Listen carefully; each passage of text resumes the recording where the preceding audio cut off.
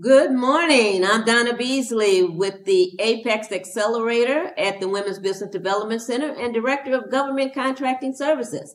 I want to invite you down to the Aurora Chamber of Commerce and to our Women's Business Development Center office if you are interested in entrepreneurship or want to know more about business and business opportunities.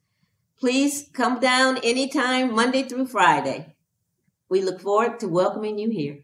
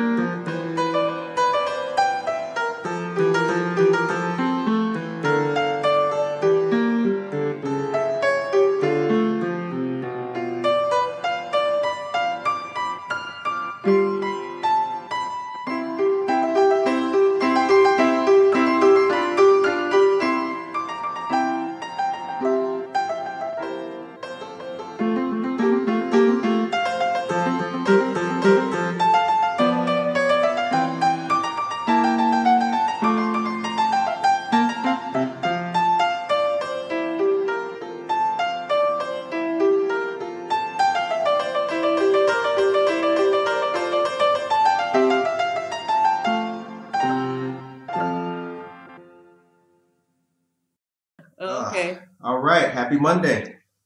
Happy Monday. How you feeling? I'm great. How are you this morning? I'm doing really good. Doing really well today. Got my coffee and water just like you. Thanks for doing a part 2 with us. Oh, absolutely. Love to be here. Yeah.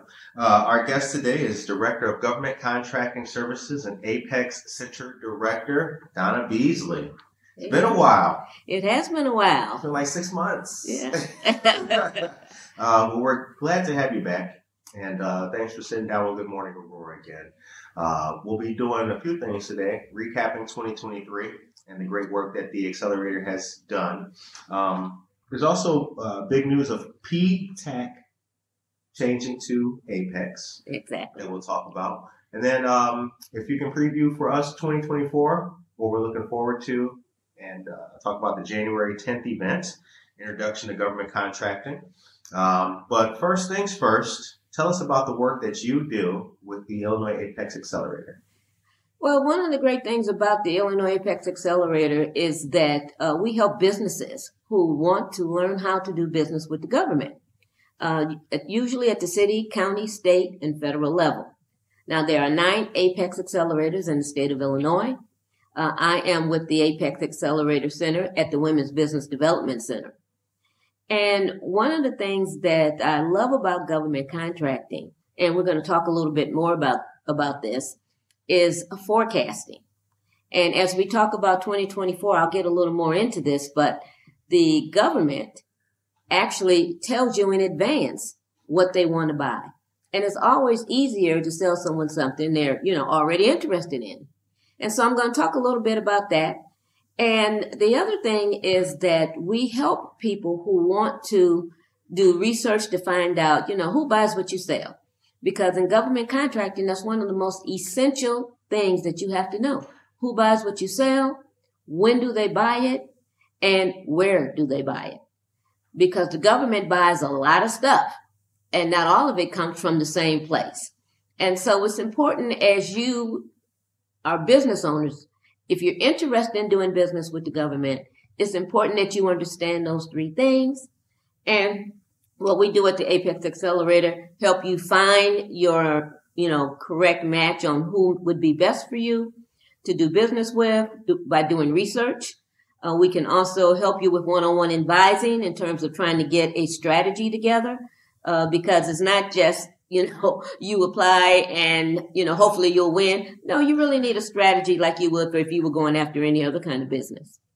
And then I would say the other things that we're really good at excel at is helping you with your capability statements, which is sort of like your marketing piece that you would use with the government, as well as proposal writing. We don't write the proposal for you now, but if you need help in understanding the proposal, if you need help with a section of the proposal, we're there for you. Would you find that most people are knowledgeable about these things when they are trying, or are most people complete novices and need that help? Well, we get a mix of both, I would say, at the APEX Accelerator.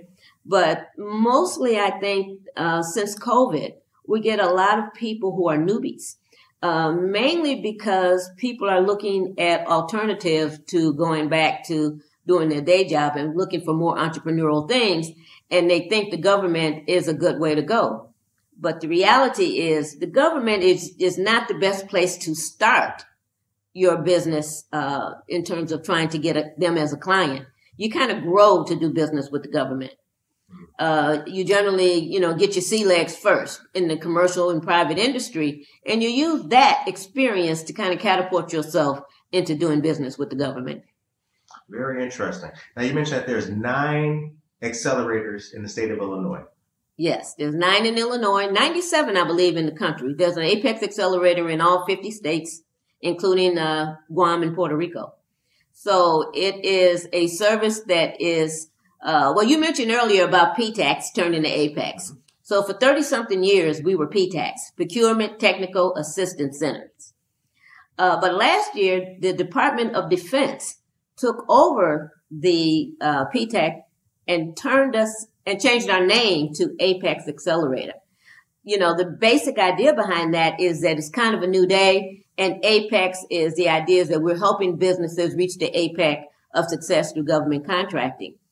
And through the Department of Defense, a lot of our services are the same, but a few things changed. And a couple of things that changed that made 2023 really, I thought, very interesting from an APEX point of view was the focus on reaching out to small businesses and inviting them into the federal government space. Because the Department of Defense is really interested in reaching small businesses, manufacturers, as well as businesses that can be of service to the government. And I think if there was one message that the government wanted to send out to you and business owners in 2023 is that they want to do business with you, they want to know about you, and they want you to pursue some of these contracts that they have available in the billions of dollars, really, in terms of how many contracts there are available to small business. So what is the bid process like? Well, it depends on where you are starting from. I work with a lot of clients, and I highly recommend, if this is your first time going after a contract, that you start locally at the city, county, state level.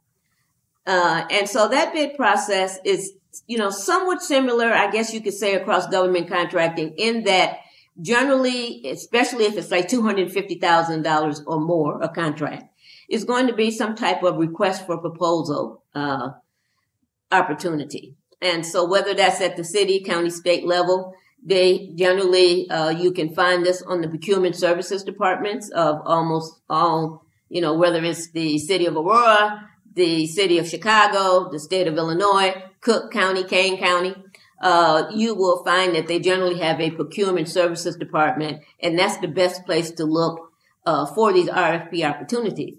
The opportunity could also be an RFQ, which is a request for quote.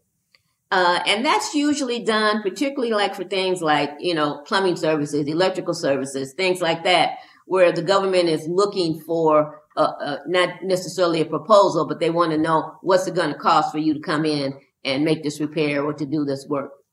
And so those are generally the two main ones, request for proposal, request for quote, and they're almost always findable on procurement services sites. Interesting. So I think next, let's recap 2023.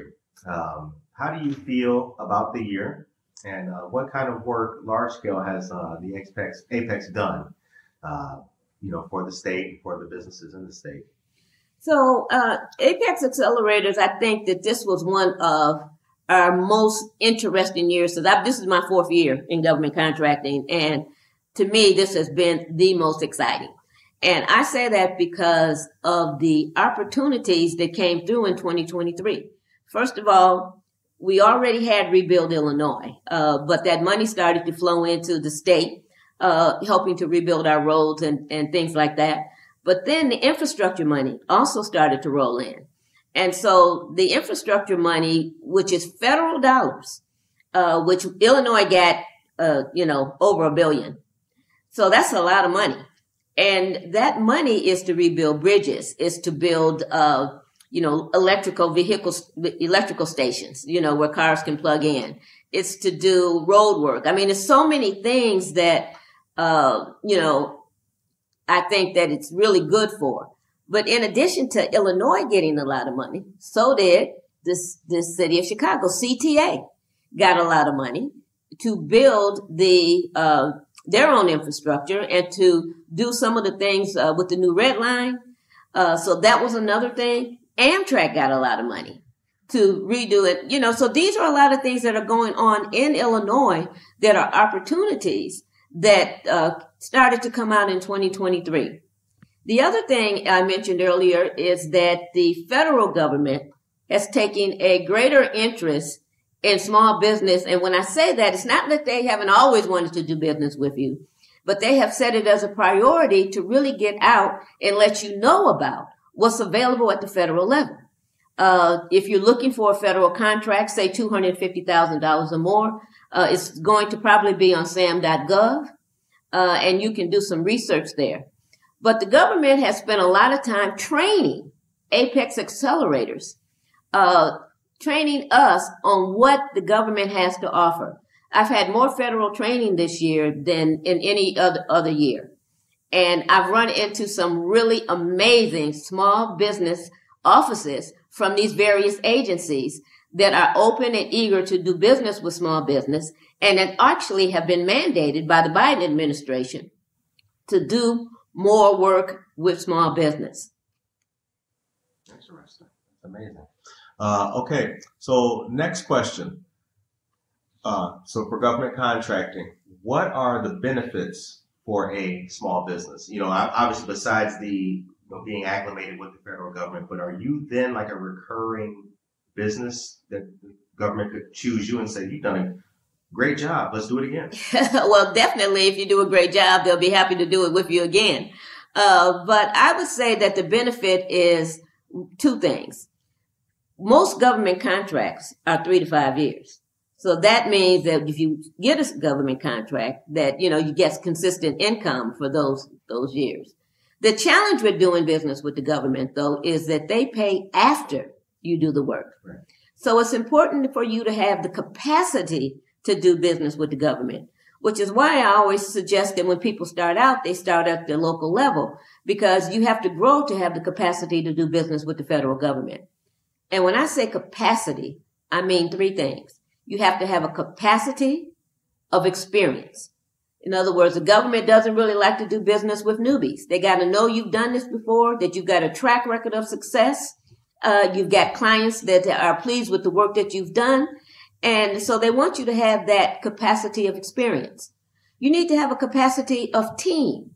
The government doesn't like to do business with one-person operations. They want to know if something happens to you, their job is still going to get done. Their order's still going to happen.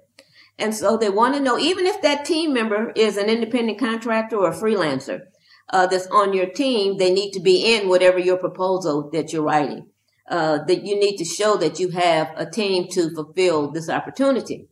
And then you have to have a capacity of finance, because the government doesn't pay until you do the job. So let's just say if you're a trucking company and you're moving furniture for the government, well, you got to pay your drivers. You got to put gas in the truck, and then once you deliver the items, you've got to wait 30 to 90 days in order to get paid. And so you've got to be in a position financially to do business with the government. Interesting. Okay. So tell us about Introduction to Government Contracting. And this will be our segue into next year. All right.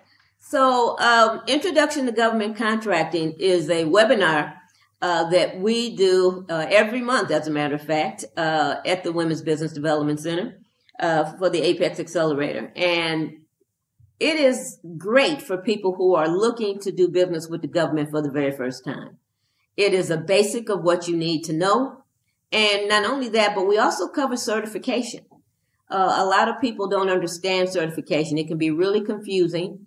And certification is for people who are women-owned, minority-owned, or veteran-owned small businesses who want to participate in the set-aside program.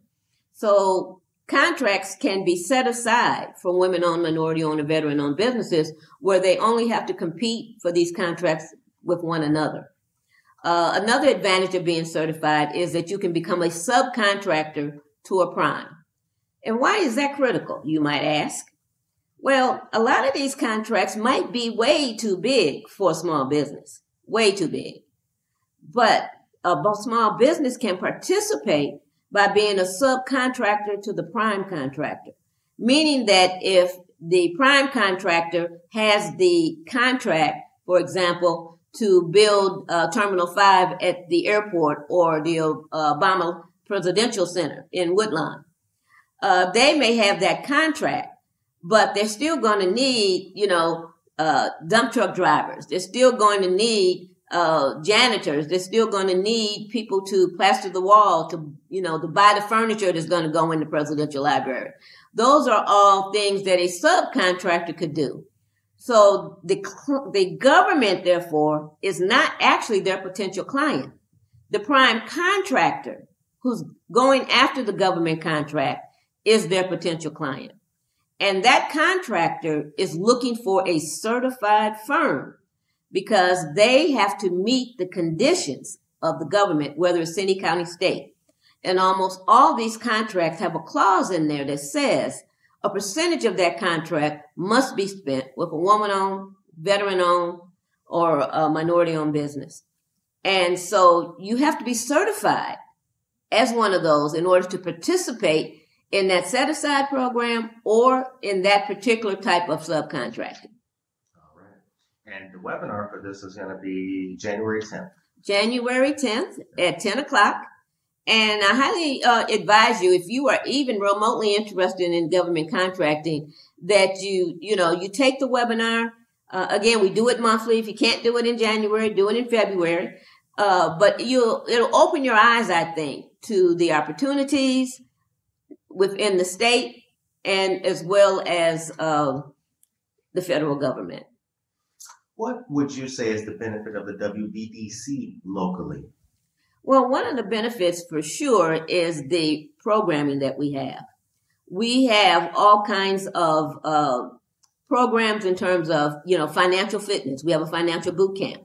We have a small business development center. And we have small business development centers, not just in our downtown office, but in our Aurora office, in Little Village, and in Richton Park. And so it's an opportunity that if a business is interested in starting a business, growing your business, learning about the various opportunities, our small business development centers can certainly help along that lines. We have an international trade center at the WBDC for people who are interested in exporting their product abroad. And this is something people don't always think about or even know that these kinds of services exist. And all of this is free to business owners. Your tax dollars at work. The Community Foundation was created by a group of people who got together and wanted to make a difference. 75 years later, the Community Foundation makes a huge impact on the lives of hundreds, if not thousands, of people in the community. All started with the small but promising beginnings of just a few people who wanted to do something good. The Community Foundation is made up of all the citizens, really, who want a better community. and really anyone who wants to do good in the community but doesn't know how to do it, the Community Foundation is the perfect solution because for 75 years we've been making an impact by connecting donors that care with causes that matter. So it's multifaceted, and it's an organization that isn't there just to serve a certain small constituency or a special need, but rather the community as a whole. So many generous donors have left a legacy with us because we are a trusted resource and we make being philanthropic an easy task. In my mind, it always seemed like a really complicated process. Here, it's just effortless. The Community Foundation does all the administrative work for you. I just make a phone call, they're on it, they get back to me right away. It's been seamless. Our scholarship program is just incredible. I had no idea the impact that the foundation has on these kids. You know, some of these districts that we're working with here are some of the neediest districts in the state. It renews your faith in humanity, you know. I was the first one ever in my family to go to college. The scholarship from the Community Foundation has impacted my life and my wife's life in many ways. As you can see, it still brings a tear to my eye. Without their assistance, we can't do the work that we are meant to do for the citizens of the Fox River Valley community. You can invest your money in people. You invest it in people, and you hope and believe that the return will be great. Someone opened the door for you at some point in your life, and it's incumbent upon you, it's your duty to help open the door for others, and you do that through service.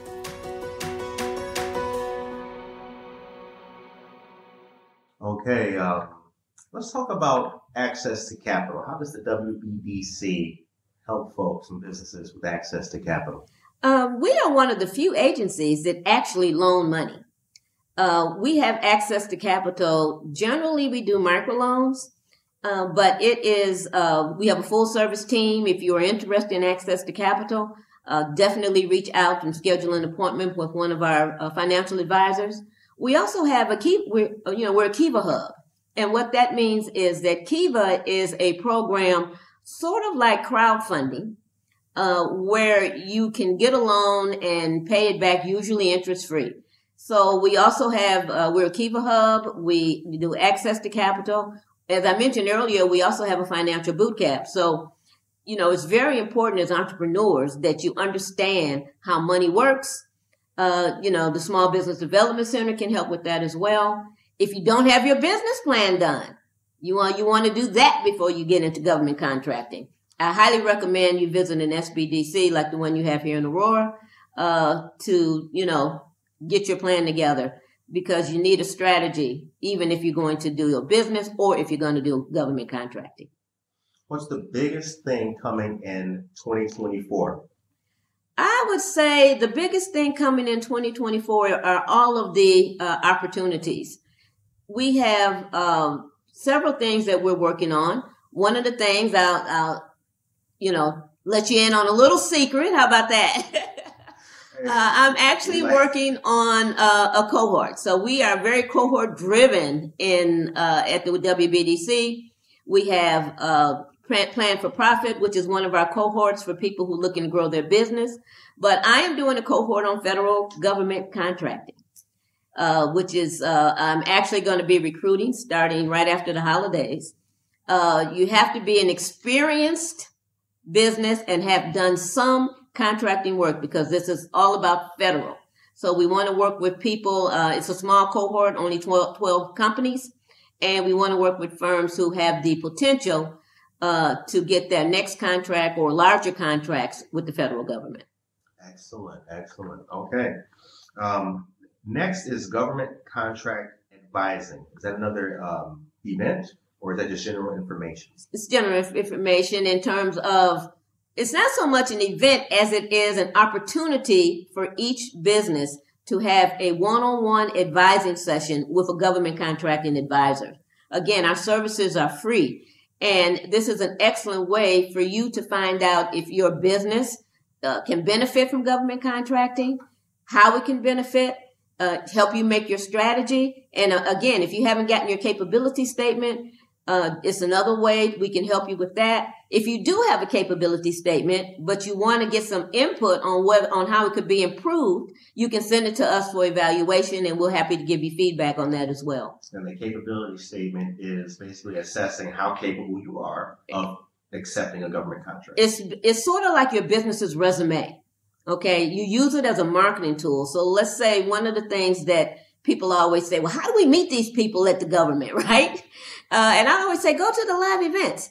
This is something, if you don't do one thing in 2024, go to the live events. This is where you meet the government professionals, okay? The city of Chicago, Cook County, the state of Illinois, they all have what I call industry days. They have days when they bring all their people out from all the different departments, and you can just go table to table and meet these people, collect their cards, get their forecast of opportunities that are coming up in 2024.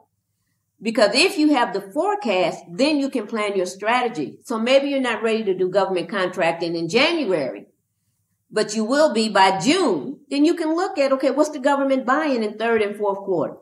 So think about it that way. When you go to these live events and you collect these business cards from the professionals you know, when you get back, follow up. Follow up with an email, attach your capability statement. You know, I met you at the event. You know, I'm really excited about what you do. I'm sure we can add value. Please take a look at our capability statement. I'm looking forward to being a vendor with you. Something like that, so that you're using it as a marketing tool and you're staying in touch with these people, trying to build relationships, because relationships are important in government contracting, just like they are in any other business relationship. How can people find out about those live events? Well, you can certainly check our website or get on our newsletter list, because I send out a newsletter almost every month that has a lot of these things listed. You can get on the vendor list. If you are a business, sign up as a vendor with your city, with your state, and, get on their mailing list and get their newsletter. Okay. In the case of Chicago, the city of Chicago has a newsletter that comes out every Monday telling you what they're going to do. So, be aware. Join your Chamber of Commerce. Here in Aurora, you have a Chamber of Commerce. Join the Chamber of Commerce so you can be in touch with all the things that are coming out in your community. Last question. Are you ready for Christmas? I love Christmas. So, yes, I am ready. Now, I admit to being a last-minute shopper. Okay, I'm guilty of that. But other than that, the tree's up, the lights are up, the wreath's hung, so I wish everyone a really Merry Christmas and an amazing New Year. I think 2024, as far as government contracting is concerned, is going to be the best year ever. Donna, thank you very much for your time. We really appreciate it. How can people get in contact with you? Well, again, you can reach me at dbeasley@wbdc.org or apex at wbdc.org as well. All right. And people can also contact the Aurora Chamber of Commerce and the WBDC down here at 43 West Galena Boulevard, Monday through Thursday, 9 a.m. to 5 p.m. and Friday until 1 p.m. Well, thank you very much for your time, Donna. We really appreciate it. Oh, great. Thank you for having me again. I always love joining you for your morning show. Appreciate it. And we will see you in 2024, along with all of your other great listeners and viewers. Be blessed, everybody. Take care of yourself and each other.